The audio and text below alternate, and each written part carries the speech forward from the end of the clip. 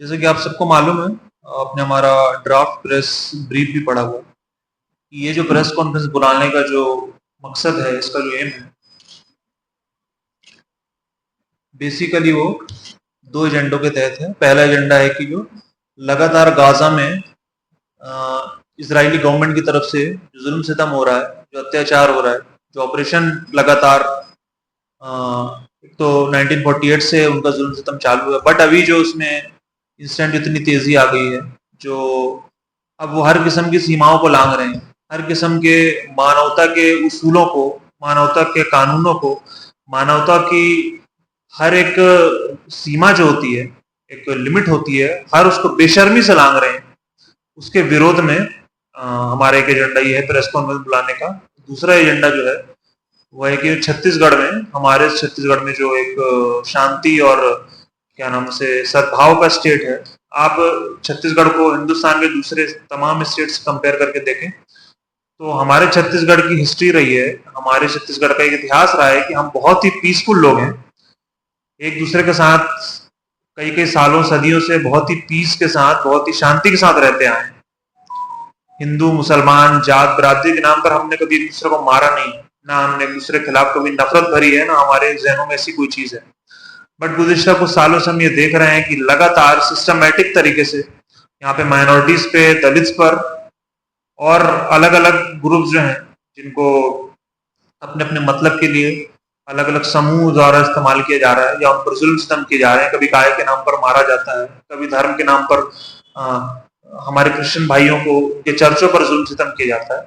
ये जो तमाम इंसिडेंट हो रहे हैं गाजा से लेकर छत्तीसगढ़ में और भी मुल्क में, हम सबका विरोध करते हैं। दुनिया में जहां भी इंसानियत पर जुल्म हो रहा है, इंसानियत के ऊपर अत्याचार किया जा रहा है, एज अ ह्यूमन बीइंग, एक मानव होते के, एक मानव समूह से होने के नाते हम सबका ये धर्म है, हम सबका ये फर्ज है कि बिना किसी धर्म जाति को देखते हुए, बिना किसी अपने फायदे को देखते हुए, बहैसियत इंसान हम हर मजलूम के साथ खड़े हों, हम हर किस्म के अत्याचार के खिलाफ अपनी आवाज उठाएं, हमसे जितना हो सकता है उसके खिलाफ लड़ने की कोशिश करें, मजलूमों के साथ खड़े। तो जैसा कि तौहीन देव सर ने आपके सामने बता दिया, मैं बहुत ज्यादा आपके सामने डिटेल नहीं रखूंगा। उन्होंने जितना ब्रीफ डिस्क्रिप्शन और जितना डिटेल में आपके सामने गाजा की भी एक इतिहास रखा है, प्लस हमारे छत्तीसगढ़ के बारे में भी जो उन्होंने बताया है कि जहां माइनॉरिटीज पे जुल्म हो रहा है, आदिवासियों के साथ जो अन्याय अत्याचार हो रहा है, उसके बारे में उन्होंने बहुत आपको अच्छे से बता दिया है। मैं बस Student Islamic Organisation of India की तरफ से बस मैं ये कहना चाहता हूँ कि बहैसियत इंसान आप सब यहाँ बैठे हैं, हमारा अलग अलग प्रोफेशन है, हमारा अलग अलग काम है, हम अलग अलग वैचारिक क्या नाम से बैकग्राउंड से हम आते हैं, ये बात हकीकत है। आज आप किसी प्रोफेशन या किसी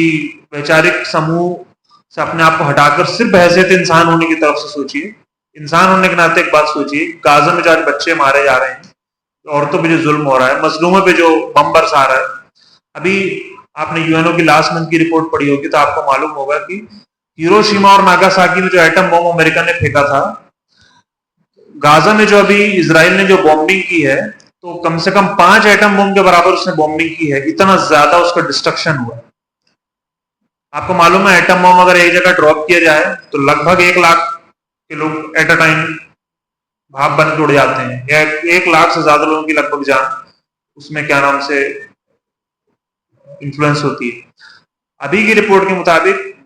इजराइल ने जो बम बरसाए वहां पे मजलूम बच्चों पर, सिर्फ गाजा पट्टी पर। आपको मालूम है गाजा पट्टी बहुत छोटी सी, आप मैप में देख सकते हैं, वो कोई फलस्तीन इजराइल का बहुत बड़ा हिस्सा नहीं, छोटा सा हिस्सा है। यहाँ पे इंसानियत के एक बहुत बड़े समूह को, 30 से 35 लाख की आबादी को उसने एक ओपन एरिया जेल बना के रख दिया। ये जुल्म सितम आज से नहीं हो रहा, 1948 से, जैसे कि तौहीन देव सर ने बताया, ब्रिटिश गवर्नमेंट के इंटरमीडिएट करने के बाद से, जब से उन्होंने लाकर एक इलीगल इजरायली स्टेट जबरदस्ती फलस्तीन की धरती पर बसाया, उसके बाद से कोई ना कोई अत्याचार फलस्तीनियों पर लगातार हुआ। और आज हालत ये है कि सैकड़ों की तादाद में वो रोज मासूम बच्चों को मार रहे हैं। ना वहां पे कोई रसद जाने देता है, ना आप वहां पे कोई फूड सप्लाई कर सकते हैं, ना कोई पानी की सप्लाई। लोग भूखे मरने को भूखे मरने पर मजबूर हैं। यूएनओ की रिपोर्ट उठा के देखिए कि जिस लेवल पर हंगर गाजा में आया है, दुनिया में शायद मानवता ने ऐसा खाने के नाम पे या इसके नाम पे त्रासदी नहीं देखी। इस किस्म से वहां पे जुल्म सितम हो रहा है। आप सबको मालूम है, आप सब सोशल मीडिया से जुड़े हैं, सब आप लोग न्यूज देख रहे हैं, फैक्ट्स वगैरह आप लोग चेक कर सकते हैं। मैं आपको जबरदस्ती तफसील में जाकर या डिटेल में जाकर और ज्यादा समय लेने की कोशिश नहीं करूंगा। तो हमारा कहने का मतलब यह है कि बहसे से इंसान आप यहाँ आज बैठकर सोचिए। हमारे जो पत्रकार बंधु हैं उनसे भी गुजारिश करूंगा, और जितने लोग हैं जो समूह से आए हैं, हमारे वैचारिक मतभेद हो सकते हैं, हमारे तर्क वितर्क में एक दूसरे से फर्क हो सकता है, लेकिन मानवता के नाम पर जो हम देख रहे हैं दुनिया में आज क्राइसिस,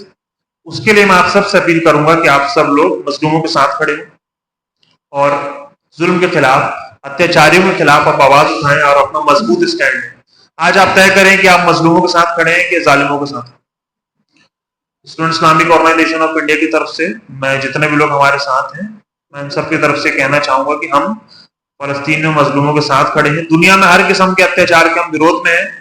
और हर किस्म के मजलूम, हर किस्म के जो भी इंसान जो मानवता के साथ खड़ा है और जो सच्चाई के साथ खड़ा है, हम उसके साथ खड़े हैं। इतना कहकर अपनी वाणी को विराम। Thank you so much.